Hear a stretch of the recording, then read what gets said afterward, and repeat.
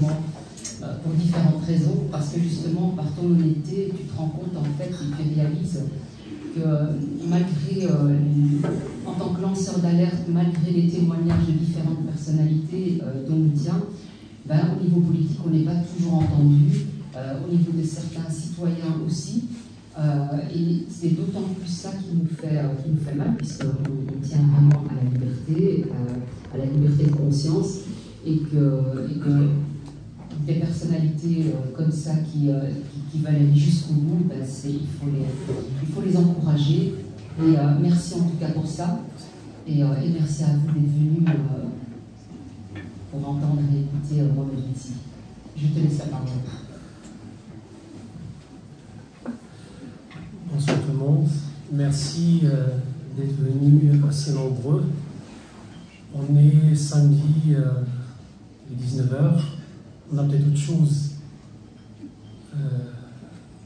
à faire que de venir écouter les témoignages d'un certain Mohamed qui va nous parler d'un sujet qui fait l'actu certes, mais peut-être on aurait peut-être aimé parler de ça pendant la semaine et pas un samedi soir. Pas lié à l'engagement professionnel et l'engagement citoyen, c'est un peu compliqué. Donc on m'a demandé de venir pendant la semaine, je pense au mois de septembre. Je n'ai pas pu. Et vraiment la seule fenêtre que j'ai, c'est le samedi ou le dimanche. Voilà. Donc on n'est pas des gens payés par le Qatar ou par l'Arabie Saoudite. On est des gens qui travaillent tous les jours. On se lève tôt le matin, on dort tard le soir. Des milliers de kilomètres par année pour aller chercher son pain, comme tout citoyen dans cette France que nous aimons tant. Et j'ai pu quand même sonder durant les 10 dernières années, en la sillonnant un peu d'est en ouest, du sud au nord, 50 000 kilomètres quasiment par an, les petits bourgades, les petits villages, les petits coins de la montagne, un peu là où il y a un poste électrique haute tension, on y va au service de l'électricité, au service de la lumière. Et on voit comment le paysage français a pu évoluer dans un sens que je trouve un peu inquiétant, clairement. Des choses qu'on ne voyait pas fin des années 2010, on les voit aujourd'hui. Et la combinaison de tous ces facteurs, à la fois économiques, à la fois sociaux, à la fois sociétaux, à la fois culturels, nous ramène parfois à s'interroger sur ce qui est devenu la France, ce qui est devenu peut-être la Belgique aussi, ce qui est devenu l'Europe, voire ce qui est devenu le monde. Je vais faire une petite introduction factuelle. On entend parler de Grenoble. En Belgique.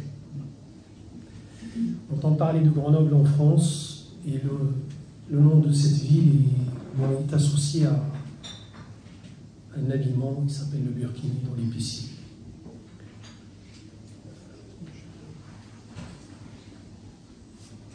Donc les gens qui entendent parler de Grenoble, ils voient le burkini.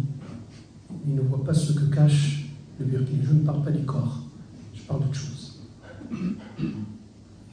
Pourquoi je veux parler de Grenoble? Parce que les affaires, les burkinis, depuis un certain nombre de mois, depuis un certain nombre d'années, c'est l'aboutissement de quelque chose qui a démarré il y a au moins 30 ans.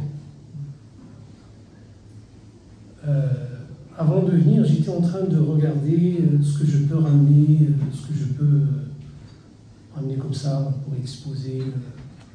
Voilà, on est en train de prendre un café, puis on trouve un petit document, une petite photocopie d'un document qui peut nous renseigner sur une réalité et sur les racines de cette réalité. J'ai trouvé un document que je vais laisser. Hein.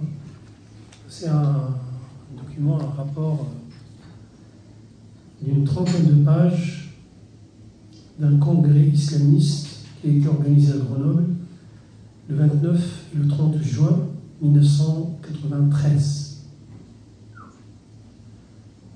C'est pas nouveau, connaissez, 30 ans, quasiment.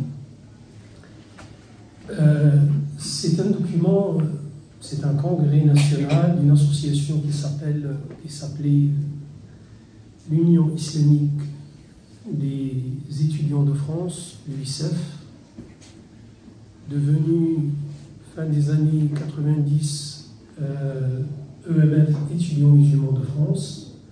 C'est la branche étudiante des frères musulmans. À l'époque, il n'y avait que des arabophones. Il n'y avait que des étudiants étrangers venus de l'Algérie, de la Tunisie, du Maroc, de l'Égypte, du Liban, de la Syrie, du Soudan. Et ils se sont retrouvés dans cette ville, voilà, un peu en jachère, dans un pays libre qui s'appelle la France. Ils ont le droit à la liberté d'expression, ils ont le droit à des salles universitaires, à des aides sociaux, à tout. Ce qu'ils n'avaient pas dans leur pays d'origine, parce que la plupart, ils ont fui leur pays d'origine pour s'installer en France pour les études, disait-il à l'époque. Quand je regarde ce rapport, quand je le lis avec 30 ans de recul, on trouve un peu de tout. Mais on trouve les racines du Burkini tel qu'on le voit aujourd'hui à Grenoble. Je vais vous le laisser. Vous allez un peu écouter, c'est assez parlant, c'est assez... ça explique comment les frères musulmans, déjà dès l'époque, ou dès cette époque, ils ont investi le champ du savoir, l'université, les écoles, les collèges, les lycées. C'est un travail d'arrache-pied, c'est un travail de longue haleine pour préparer l'avenir.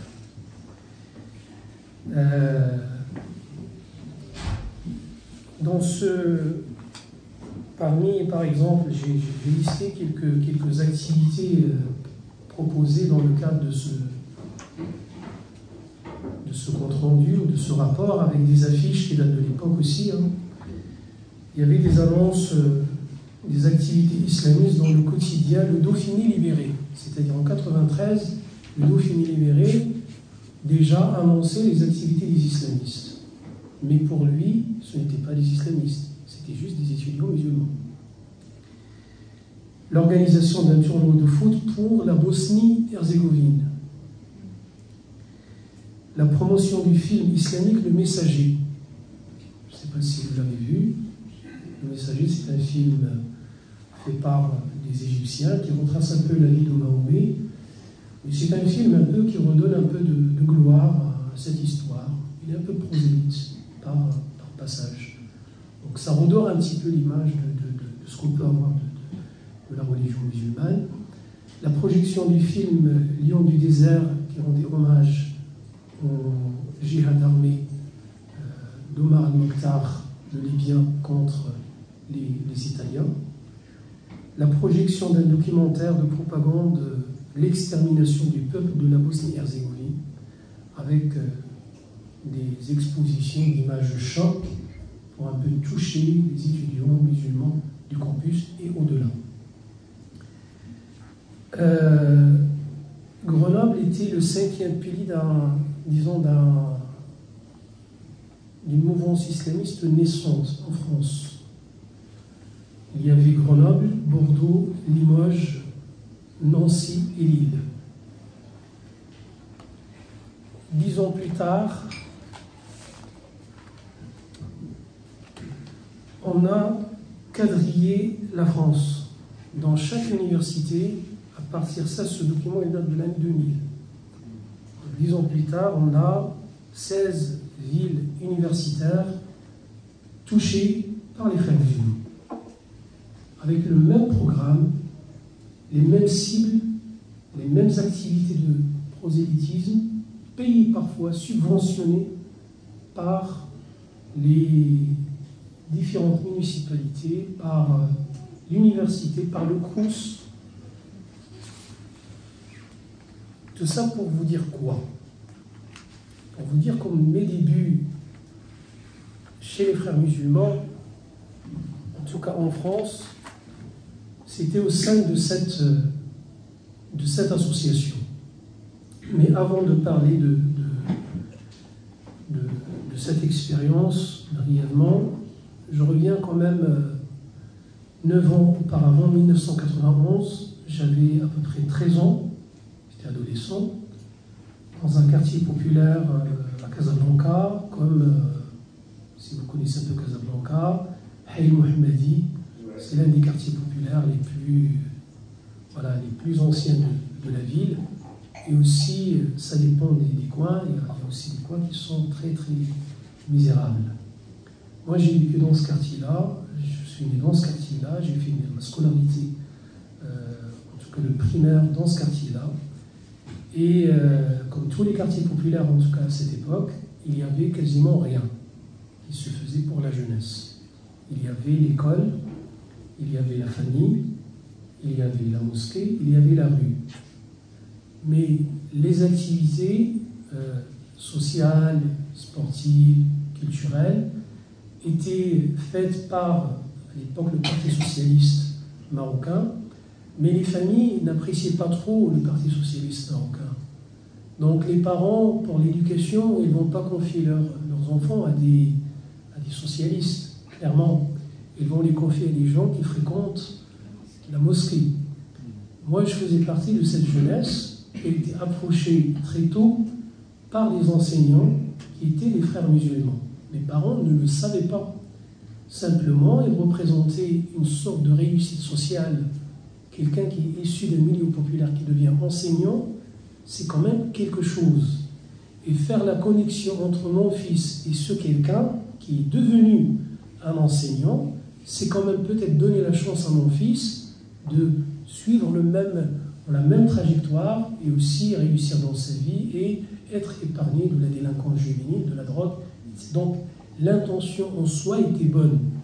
Je le dis, je l'écris dans mon témoignage pourquoi j'ai quitté les frères musulmans. Voilà, le contexte est celui-là. Donc il n'y avait dans ma démarche un adolescent de 3 ans, mon fils il a 15 ans, je pense qu'aujourd'hui il est beaucoup plus avancé intellectuellement que moi à son âge. Il n'y avait pas de raison idéologique précise, il y avait uniquement une séduction, une volonté de mes parents de m'extraire des dérives que peuvent engendrer la mauvaise fréquentation, etc., et de me confier à des gens qui fréquentent la mosquée, qui ont réussi socialement. Peut-être moi aussi, un jour, je serai comme eux, voire un peu mieux. Bref. Ça commence par des petites initiations, on va dire, très basiques.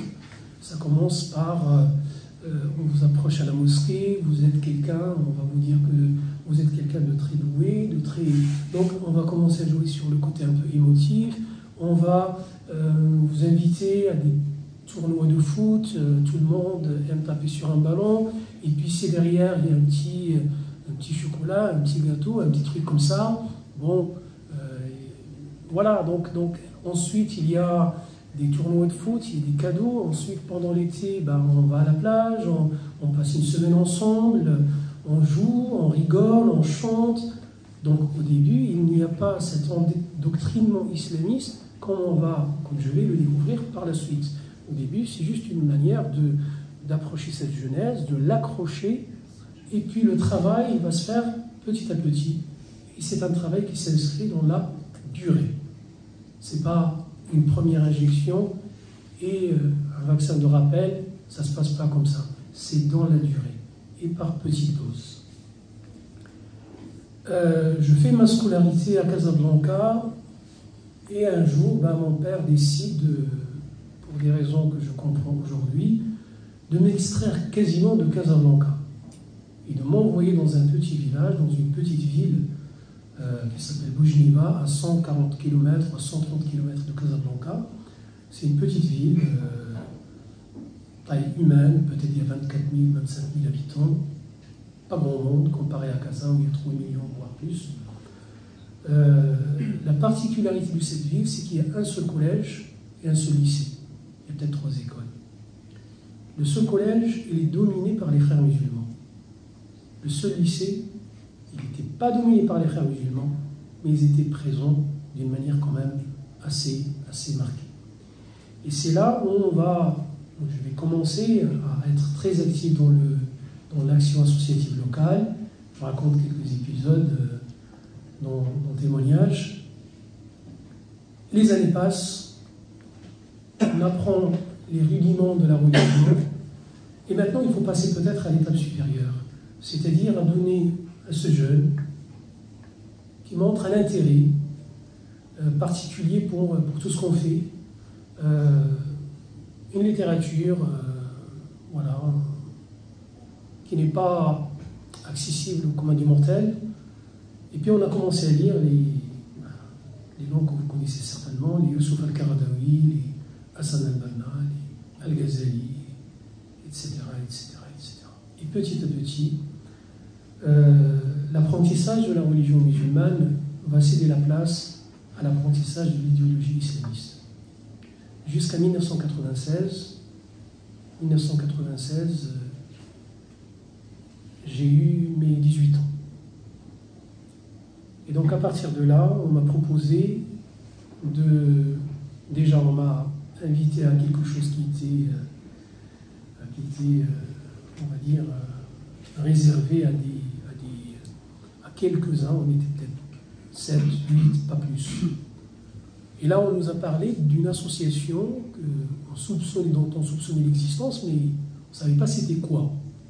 Et là, on dit, ben voilà, nous, on est des profs, on est des étudiants, on travaille pour la religion, ben, on fait de la prédication, et puis il y a tout l'habillage derrière, toute la construction idéologique derrière, qui donne un sens, qui donne une âme à cet engagement associatif qui était au début du bénévolat. Là, on rentre dans une autre dimension, c'est la dimension de l'engagement. Et donc là, on propose quasiment de prêter allégeance à ce groupe qui s'appelait le MUR, Mouvement, Unicité et Réforme, qui est la branche non déclarée des frères musulmans au Maroc. Le problème des frères musulmans marocains, ils sont frères musulmans, corps et âme, mais ils ne peuvent pas le revendiquer pour des raisons politiques, historiques. Voilà, on peut peut-être en parler tout à l'heure. Donc je donne ma première allégeance aux frères musulmans marocains en 1996. Ensuite, j'ai eu mon baccalauréat. Après, je suis parti à la fac.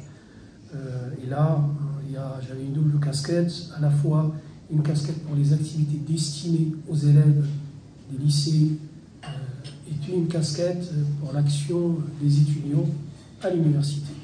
Et donc là, il fallait faire la peau aux communistes, aux socialistes.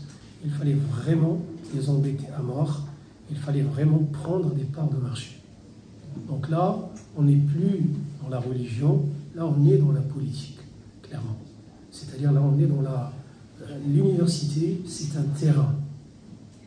Et tant qu'on n'a pas atteint vraiment un certain niveau de présence sur ce terrain-là, notre projet restera peut-être une histoire sans fin, mais il faut vraiment y aller, les concurrencer. Nous ne connaissons pas comment faire, on a appris sur le tas, on a bloqué des conférences, on a fait tout et n'importe quoi. Clairement, et puis parfois même, il y avait des actes, il y avait des heurts, il y avait des... Voilà, il fallait vraiment faire la peau aux communistes et aux socialistes. Ça, c'était les années 90. Quand je vois aujourd'hui les communistes marocains et leur acquaintance avec les frères musulmans marocains, je me dis, punaise, ils ont quand même la mémoire courte. Mais bon, passons. 99, donc je quitte le Maroc pour venir ici en France, au nord de la France, pour poursuivre mes études. Il n'y avait, je le dis clairement il n'y avait pas de vision de venir conquérir le nord de la France. C'était venir pour finir mes études et revenir au Maroc. Ça c'est... Voilà. Parce que déjà, mon voyage a été cofinancé en partie par les frères musulmans là-bas. C'est-à-dire tous les frais d'inscription, etc. en France, c'est une partie grâce aux frères musulmans. Donc, quand je quitte Casablanca, j'ai une petite enveloppe qui m'a été donnée pour commencer, pour démarrer. Bref. Mais l'idée, c'est ça. L'idée, c'est d'envoyer des jeunes qui ont fait leurs preuves, qui ont quand même une ambition d'aller le plus loin possible dans leurs études, former des cadres pour qu'ils reviennent au Maroc et nous aider à. J'arrive à Lille, précisément au campus universitaire de Lille 1, qui se trouve à Vinamdask, à la cité scientifique, la résidence Gaston Bachelard. Le premier jour, je prends les clés de ma chambre. Je monte ma valise, 4e étage, chambre 407. Je referme ma chambre, je redescends pour découvrir un peu le bâtiment, voir un peu le... Au rez-de-chaussée, on m'a dit qu'il y a pas mal de salles. C'est les communs, il y a la salle de sport, il y a la salle, une salle de télé. Et puis, j'ouvre une salle, je pousse la porte, et voilà, surprise, un tapis de prière. Une grande salle avec un tapis de prière. Je me déchausse, je fais la prière, ce qu'on appelle le Tahiyat al-Masjid en arabe. C'est une prière pour témoigner son respect pour le lieu de culte. Et puis je commence à regarder, il y a une belle bibliothèque, je regarde les livres, je regarde les titres, quasiment que des livres en arabe, quasiment, ou à 95% des livres, c'est des livres de la mouvance des frères musulmans. Déjà ma surprise, c'est qu'à Casablanca, dans ces années-là, les années 90, il était quasiment interdit aux étudiants marocains de faire la prière à l'université. Le régime marocain envoyait même les policiers, les CRS du Maroc pour mater les étudiants qui faisaient les prières au sein de l'université.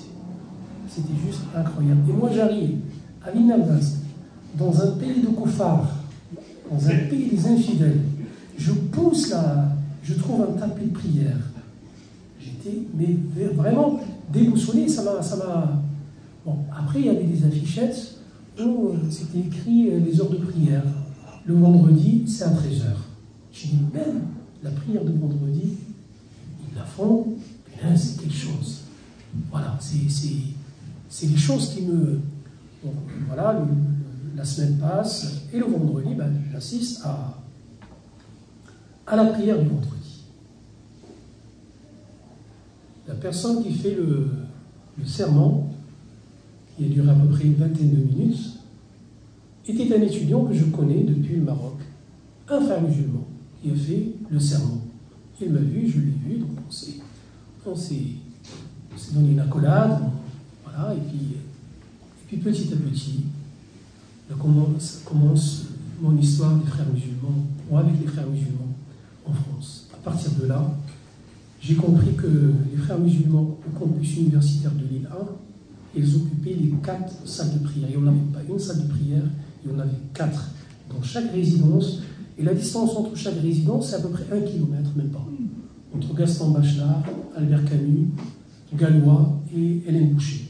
Il y a 4 résidences universitaires et il y a 4 salles de prière pleines à craquer le jour du vendredi. Le ramadan, ne parle même pas. Et les personnes qui venaient faire leur conférence, etc., c'était quasiment que les frères musulmans. Là, j'ai compris qu'ils avaient quand même un vrai levier, un vrai pouvoir, clairement, sur l'université.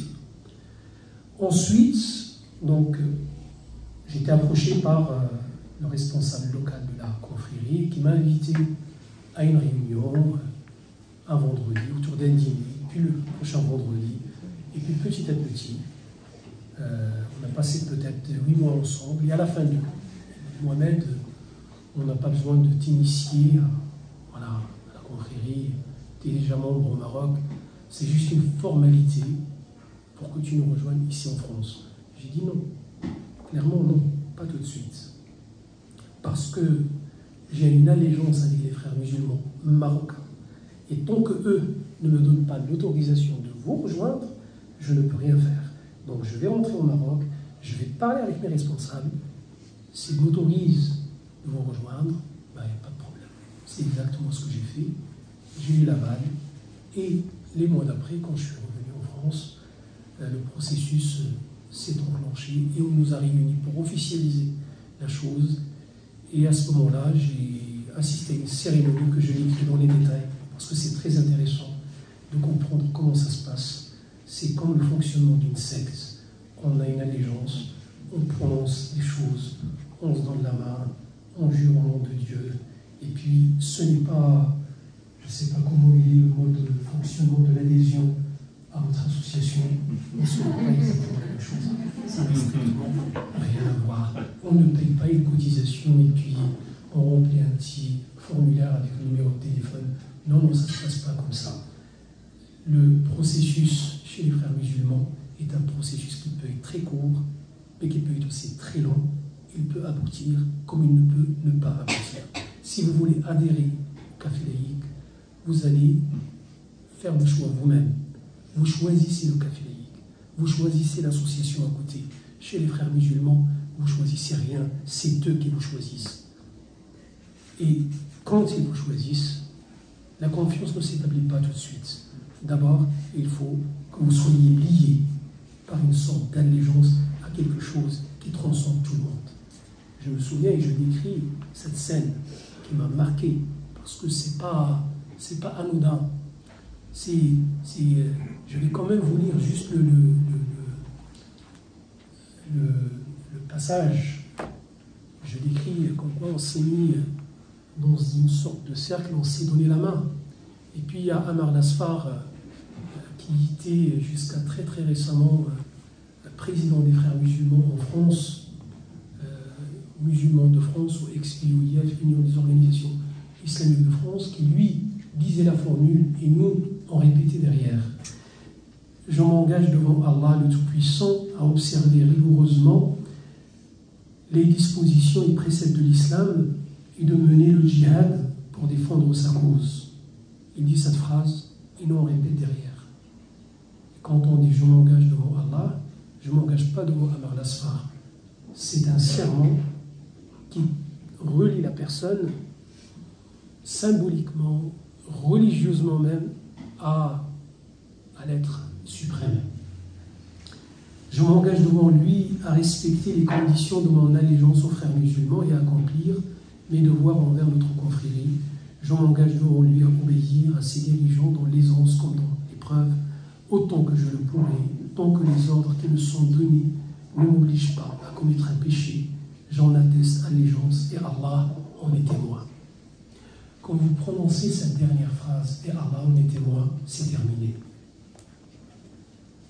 C'est terminé dans le sens où l'ordre venant d'Amar Lasfar devient un ordre venant quasiment de Dieu. Voilà. Quand on vous dit, écoutez, notre cible cette année, c'est de faire ça, ça, ça. La direction a donné un ordre. Vous avez prêté allégeance. Vous devez respecter les 10 piliers de cette allégeance, parmi lesquels il y a la compréhension, il y a l'action, et le 4e, c'est le djihad armé sur le sentier de Dieu.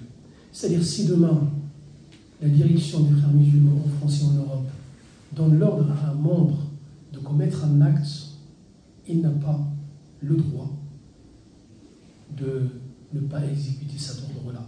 Il doit l'exécuter au nom de cette allégeance.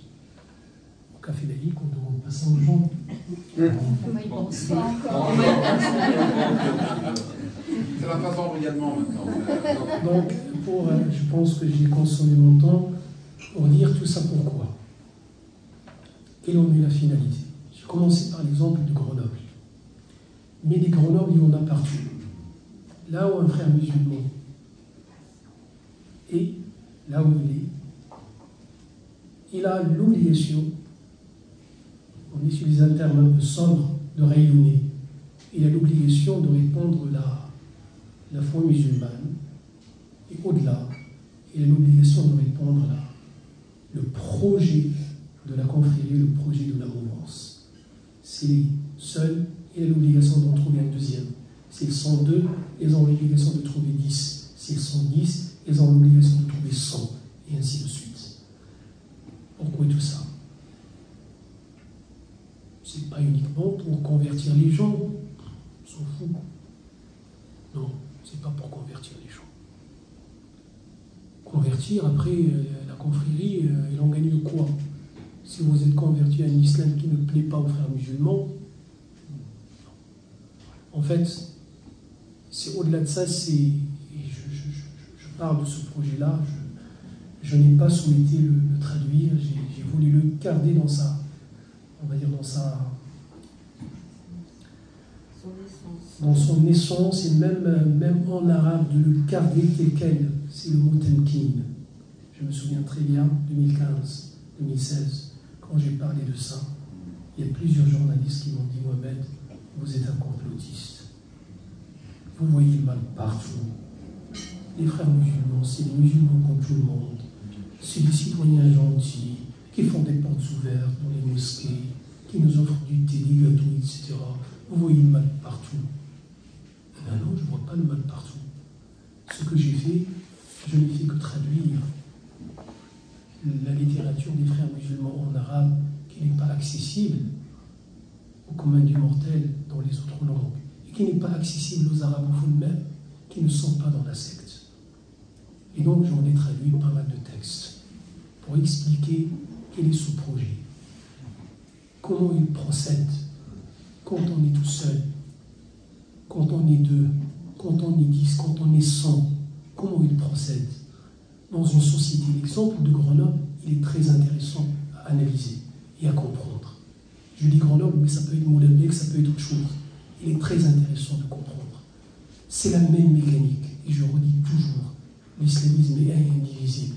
Ce que vous constatez à Casablanca, c'est à peu près la même chose, à quelques détails, que ce que les frères syriens ont fait, que ce que les frères à Londres ont fait, que ce que les frères à Genève ont fait. C'est à peu près la même chose. C'est toujours, on commence par, et là je regardez dans les annexes vers la fin, et vous avez quelques pyramides issues de la littérature des frères musulmans. Ce n'est pas de mon invention. Je cite mes sources. Et j'ai montré ma littérature ou cette littérature aux journalistes qui sont venus chez moi. Je leur ai montré les livres. Et voilà, regardez. Donc, ça procède par approcher l'individu, et puis la famille, et puis c'est-à-dire le foyer, et puis la société, et puis l'État, et puis au-delà de l'État. Et ça va crescendo petit à petit. Les frères musulmans, si je veux les schématiser, c'est une personne âgée qui est née en 1928. Il a survécu sous Nasser, sous tous les régimes autoritaires dans les pays arabes. Il a appris, il a collaboré avec les nazis. C'est-à-dire, c'est une histoire, c'est un vieillard qui connaît le système, que ce soit dans les pays arabes, que ce soit en France, que ce soit en Belgique, que ce soit en Europe. Il le connaît très bien. J'ai ramené un autre document, je ne l'ai pas photocopié, mais je l'ai quand même, peut-être le scan, ils vont l'envoyer. Ce document-là, il est en arabe. Il mérite d'être traduit. Ça, c'est l'organisation des frères musulmans en Europe. Et ça explique leur... Ça, c'est pas un document que j'ai inventé, hein. C'est un document qui fait partie de mes archives.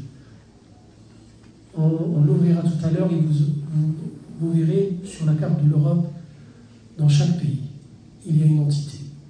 Il y a un réacteur, et puis après, autour de ce réacteur, il y a une nébuleuse associative qui travaille d'arrache-pied pour que le projet des frères musulmans se réalise ici et maintenant. Donc, il y a tellement de sujets qu'on va certainement aborder.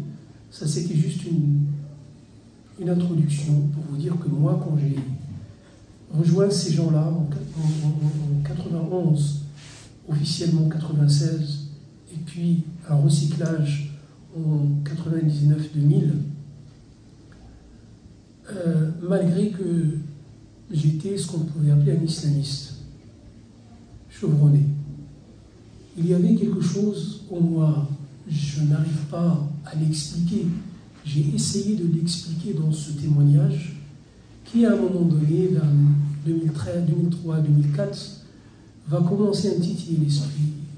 je vais commencer à me dire moi-même, peut-être tu fais fausse route, peut-être ta place n'est pas parmi ces gens-là. Et puis, petit à petit, les questions commencent.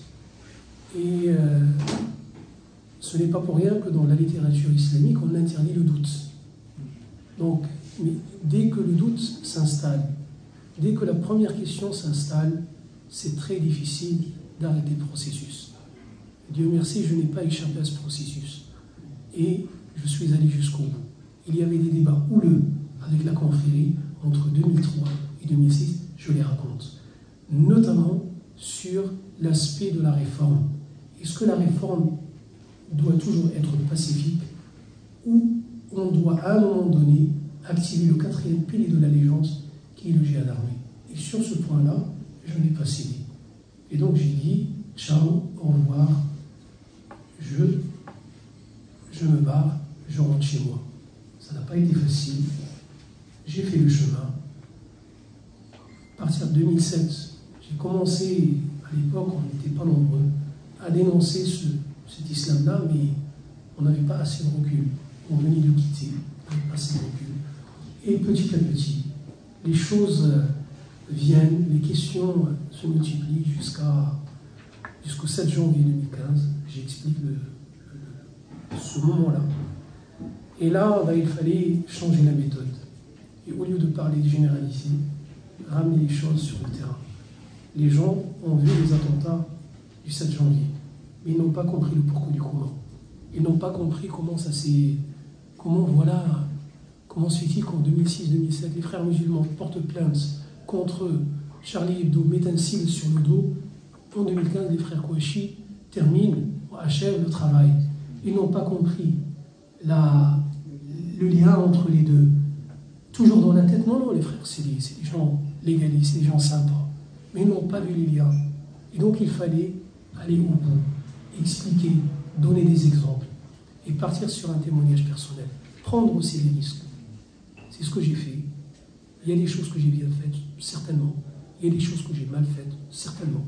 On est là pour en discuter, pour en débattre. Et je suis là aussi pour répondre pas pour répondre à vos questions, mais peut-être donner des éléments de réponse qui me paraissent essentiels pour comprendre le phénomène. Merci.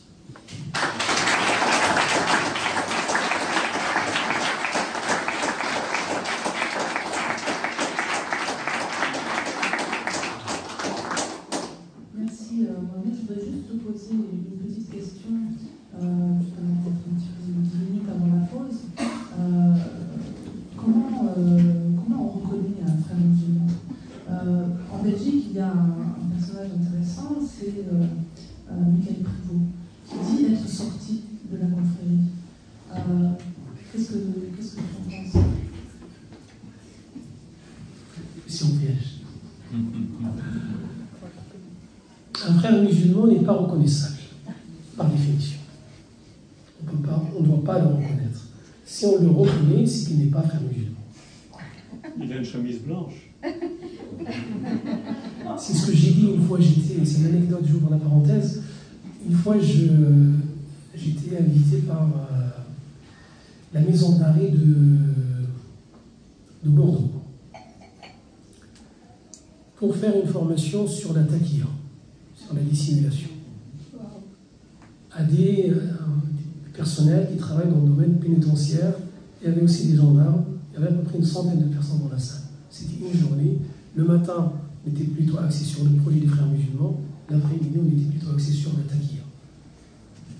Et pour commencer, j'ai dit bonjour, excusez-moi, comment pouvez-vous être certain que je ne suis pas un frère musulman? Et là, silence. Et c'est vrai.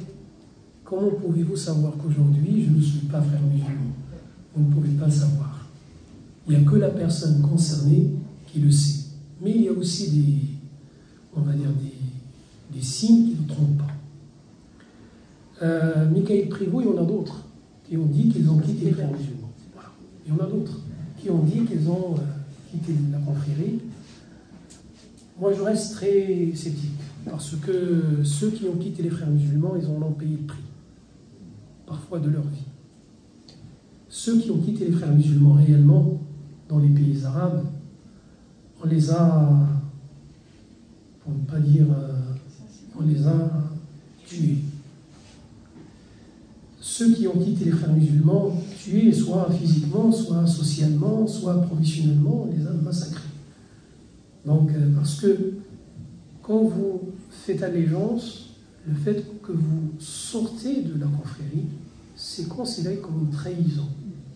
Et le traître, dans la conception même théologique chez les juristes musulmans, est pire que la mécréance. C'est-à-dire un traître est beaucoup plus dangereux, on va dire, contre l'islam, contre les musulmans, qu'un non-musulman, qu'un chrétien, qu'un juif, qu'un athée. Il est pire. Et donc, la sentence, on ne tergiverse pas.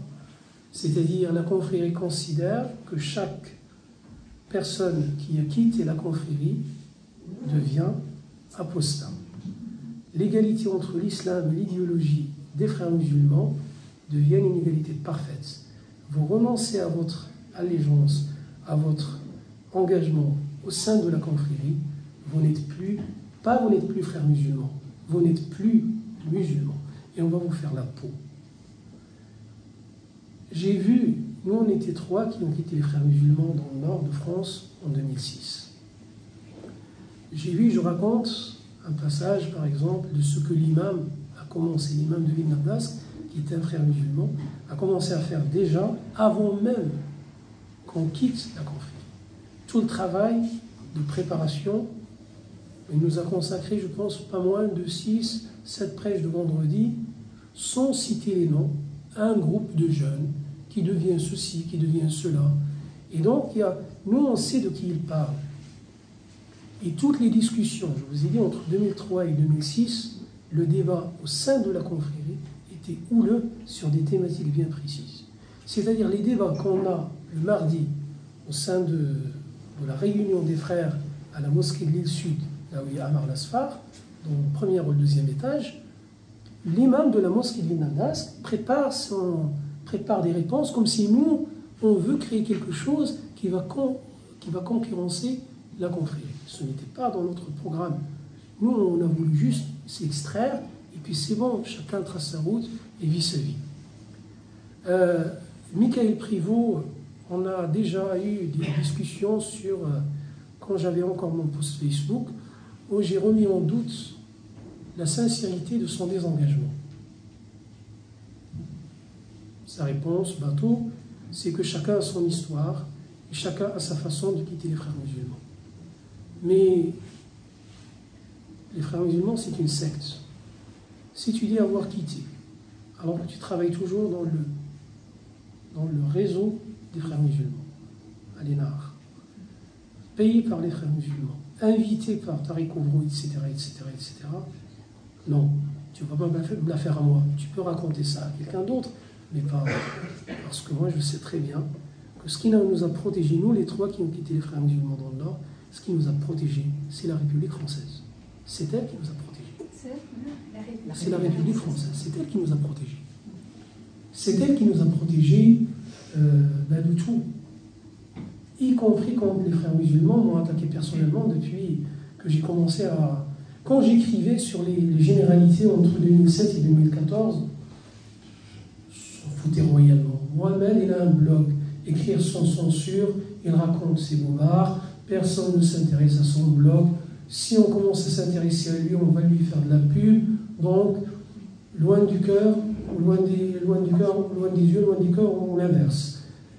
Mais quand j'ai démarré à décortiquer le réseau des frères musulmans en France et en Europe, à mettre des noms sur des structures, sur un projet, et à dire, voilà comment ça s'est passé à Denain, voilà comment ça s'est passé à l'île Sud, voilà comment ça se passe à Saint-Denis, voilà comment ça se passe à Grenoble, etc., etc., là, ça commence à piquer.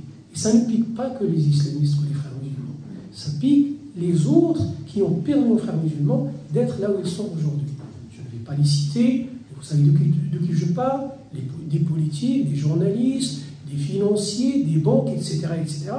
Je dis des banques, et oui, il y a des banques qui ont aidé les frères musulmans à s'installer. Par exemple, à Denain, ils ont financé un projet qui s'appelle le Garage Solidaire, dont frère musulman qui le gère, il a un nom de famille qui s'appelle Iqiyoussen. Hassan Iqiyoussen, c'est l'un des leaders des frères musulmans en France, voire quasiment en Europe. C'est un idéologue qui est bourré le crâne d'une jeunesse. J'ai entendu parler récemment qu'il est sous une menace d'expulsion du territoire. On attend voir, il n'y a rien d'officiel, mais apparemment, on va le sacrifier. Bref, ça c'est on va dire c'est de la et donc nous, quand on a quitté, on était 3. Il y en a un qui a fait une dépression, qui a fait une tentative de suicide, quasiment, parce qu'il n'en pouvait plus. Moi, on m'a laissé tranquille. Donc je parlais des hadiths, je parlais d'Abu Huraira, je parlais de l'histoire des hadiths, l'histoire du Coran. Ils savent très bien que les gens, de toute façon, en tout cas de la communauté, ils ne lisent pas grand-chose, si ce n'est, ils ne lisent plus. Voilà, c'est le problème de la lecture, il n'est pas uniquement, concerne pas uniquement cette communauté, mais c'est un phénomène. Donc Mohamed ne parle pas de nous, de l'organisation, de la structure, des objectifs bien précis du tissu associatif, ça va. Dès qu'on a commencé à parler financement de l'ISALOS, les valises entre le Qatar et les frères, les valises entre le Koweït et les frères, tant qu'on commence à toucher à ça, et qu'on ne reste pas non plus dans les généralités, non, on donne des preuves factuelles, vérifiables par tout le monde. Là, c'est la mort sociale, c'est ce qu'on appelle le djihad judiciaire, c'est, on ne peut pas te aiguiller, mais au moins, on peut te tuer financièrement, on peut te tuer moralement, on peut essayer, je raconte ce passage, où quasiment on a essayé de me séparer de ma femme, parce que, bon, une musulmane n'a pas le droit de se marier avec un apostat. Donc, je raconte le passage, il est vraiment intéressant à analyser. Et puis depuis, moi, à titre personnel, je n'ai plus de vie de famille en France. Alors que j'ai une famille, j'ai quand même... Quand j'ai des frères musulmans avant 2006, voilà, il n'y en a pas un seul samedi que je le passais chez moi. Soit je suis chez un tel, soit je suis chez un autre, soit on les invite, donc... Mais dès qu'on quitte les frères musulmans, c'est terminé. Le ramadan, ce ramadan-là, je n'ai vu personne de la famille. C'est-à-dire mes enfants n'ont vu personne de la famille. C'est-à-dire la mort sociale. Vous n'avez plus aucun lien, aucun. Vous vous débrouillez avec le lien social, qui est structurant pour les enfants. Et voilà, donc... quand j'entends des gens disent, comme Tariq Ouvrou aussi, disait, moi je ne suis plus vraiment musulman. Sauf que le gaillard, il est, jusqu'à 2019, il fait partie d'un bureau, d'une association, un club de pensée islamique à Paris, financé par je ne sais pas qui, et dans l'organigramme, il n'y a que les têtes des frères musulmans à l'échelle européenne. Comment est-ce possible? Soit on est dedans, soit on ne l'est plus. Et si on ne l'est plus, Tariq Ouvrou, qui est imam à Bordeaux, qui paye son salaire, qui est l'association qui gère sa mosquée, c'est la représentation des frères musulmans à Bordeaux. Est-ce que les frères musulmans vont payer un imam qui ne fait plus partie d'eux? Jamais de la vie. Jamais de la vie. Donc, je reste très... Peut-être il a un arrangement, je n'en sais rien. Mais, pour moi, il y a des critères qui montrent qu'on n'est plus au sein de la confrérie. À partir du moment où on paye des impôts divers et variés, et ça peut aller jusqu'à la mort.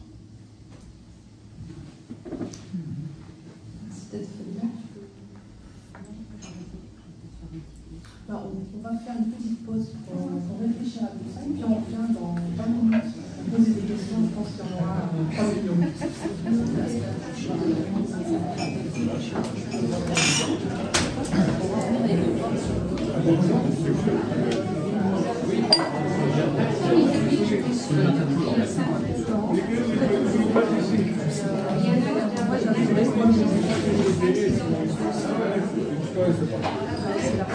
Il suffit de faire une analyse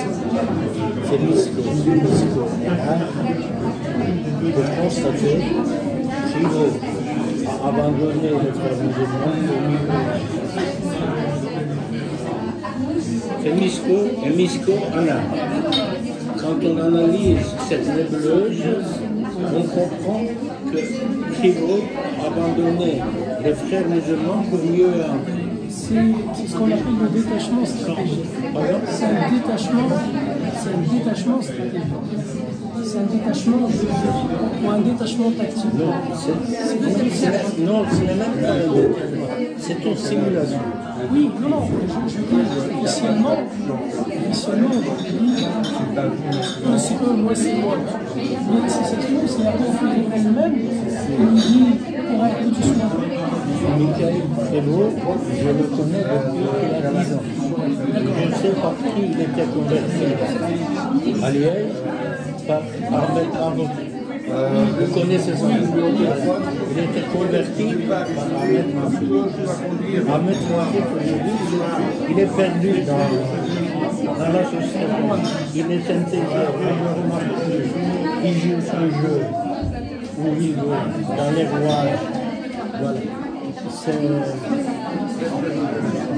Si vous voulez, je ne sais pas, il y a tellement de choses à dire. Mais je suis intervenu parce que quand on a parlé de Michael Prévost, oh là là, oh là là.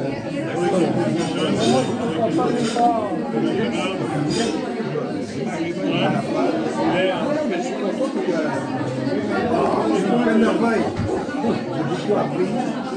J'espère qu'on est en France. Faire ma bouche. Bon, je vais tout le temps, je vais à Saint-Quentin à Paris. Donc, je vais à Saint-Quentin. Moi, je suis à travail, c'est à Lille, mais je travaille à Arras. Ah, c'est encore loin. C'est encore loin. Mais en tout cas, je dois conduire dans la France. J'ai adoré. Félicitations et bravo. Continuez. Je vais poser peut-être la question. Je voulais savoir, est-ce que vous avez des renseignements sur les Belgiques, spécialement? Je voulais parler dans un article que j'ai publié en 2016. J'ai parlé d'une certaine Farida Tahar. J'ai décortiqué son parcours. Je vais vous montrer l'article. C'est vrai que la Belgique, la seule fois où j'ai vraiment enquêté sur la Belgique, c'était avec Farida Tahar. Et ça m'a quand même j'ai dit là-bas, ils ont quand même plus de pouvoir qu'en France. La conclusion, voilà, je trouve peut-être. Mais j'ai l'impression que la Belgique, c'est vraiment un laboratoire. J'ai eu des élèves il y a très longtemps, je les ai vus, ils sont devenus